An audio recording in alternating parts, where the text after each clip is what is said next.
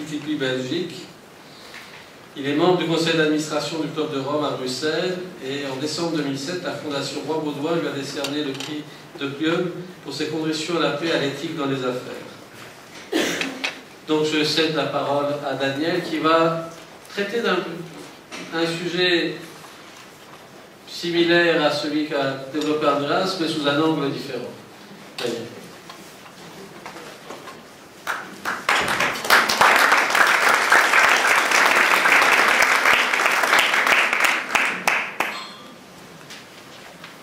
En réalité, je suis, quand on parle bien, un généraliste, mais aussi un touche-à-tout.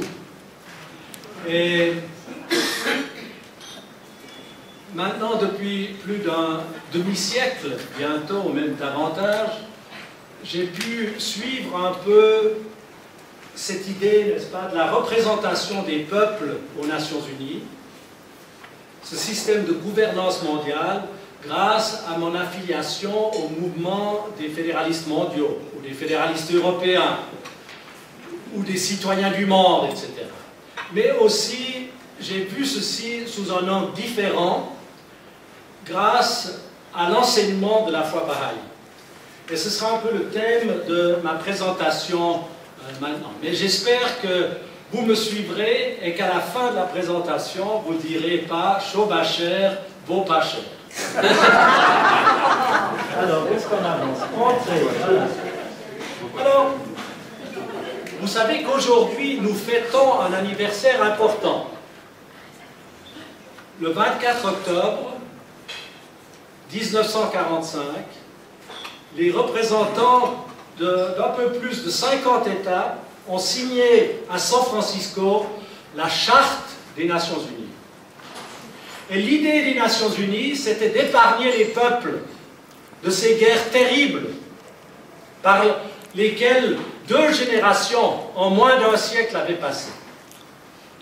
Notre génération, enfin nous, aujourd'hui, en mangeant ces magnifiques gâteaux, voyant ces fruits, nous rafraîchissant avec du thé venu un peu de partout, du café, etc., nous avons oublié ces guerres.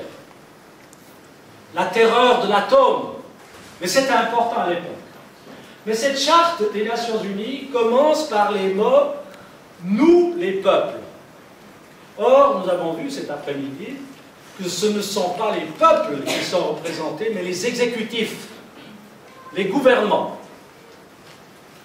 Et nous allons voir un peu bon, les grands problèmes de l'humanité. Esther Zana les a décrits tout à l'heure. Le grand défi qui nous est lancé sur la planète, c'est d'atteindre les buts du millénium. Est-ce que les Nations Unies arriveront à se fixer ces buts?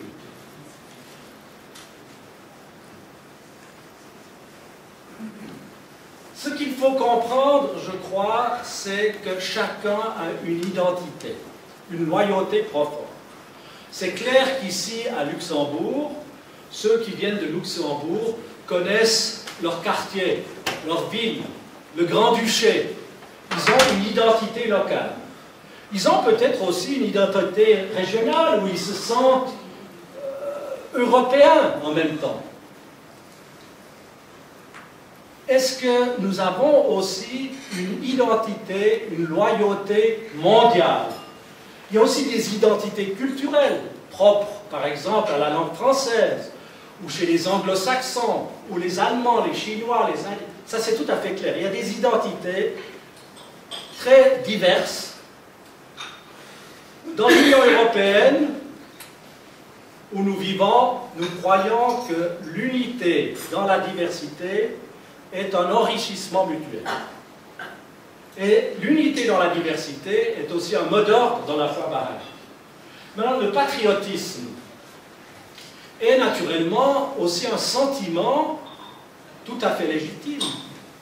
C'est comme aimer sa famille, ses enfants, mais aussi sa ville, son pays, le Grand-Duché ou l'Europe. Mais est-ce qu'il existe un patriotisme mondial?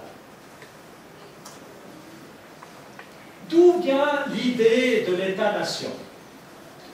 Vous voyez que le 24 octobre, il y a 361 ans,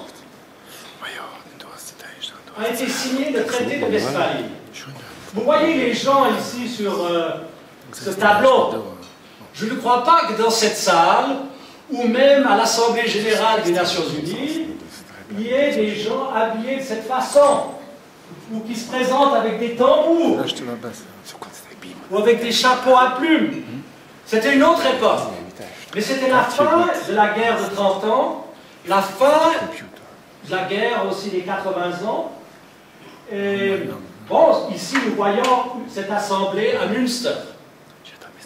Bon, ça date un peu, ça sent un peu comme le fromage de Münster, vous ne croyez pas? Et pourtant, c'est de là qu'a été définie la théorie de la souveraineté totale des États-nations. Nous vivons au XXIe siècle. Et ce système est profondément ancré dans les relations internationales. Donc, je ne vais pas aller nouveau dans les détails de l'idée de la souveraineté de l'État-nation, mais il faut dire, n'est-ce pas, qu'à cette époque, les princes avaient décidé de ne pas se mêler dans les affaires des autres princes. Et les territoires avaient été définis par le traité de Westphalie. Or, c'est ce que nous observons aujourd'hui encore entre les États. Alors, les États travaillent par un système de traités. Ils essayent de s'entendre. Les Nations Unies connaissent de nombreux traités, par exemple, dans les droits de l'homme. Mais quand vous êtes entré ici à l'hôtel, vous avez dû montrer votre identité, peut-être dans certains pays il faut encore le faire. Vous avez un passeport. Vous êtes un citoyen d'un État souverain. Et ce passeport vous permet de voyager. Votre État vous protégera. Mais au-delà du système des États souverains, dans le vide laissé entre le système des États souverains remontant au traité de Westphalie et la réalité des problèmes mondiaux dont nous avons parlé tout à l'heure, Madame Zana l'a montré brillamment, M. Boumel aussi, il y a un vide. Et dans ce vide, il n'y a pas de protection, même si vous avez un passeport, dans certains endroits de cette planète, qui aujourd'hui, grâce à la technique, est devenu un village. Donc, il faut parler avant tout des droits du citoyen. Il faut savoir que l'État est là pour protéger le citoyen. Nous n'avons pas ceci à l'échelle mondiale. Maintenant, l'idée de la citoyenneté mondiale, de cette loyauté universaliste, nous la trouvons dans toutes les cultures, à toutes les époques de l'histoire des hommes. Socrate le disait, n'est-ce pas, qu'il est un citoyen du monde. Le père du droit international, Grotius, n'est-ce pas, a défini des outils pour arriver à la paix entre les peuples. Comment est-ce qu'il pensait qu'on pouvait le faire? Par le dialogue, des conférences. On utilise ce système encore aujourd'hui. L'arbitrage. Alors, quand il y a des conflits, comment est-ce qu'on s'entend dans la société civilisée? Tout d'abord, il y a ça, n'est-ce pas? Et tout d'un coup, le plus faible perd peut-être, et le plus fort gagne.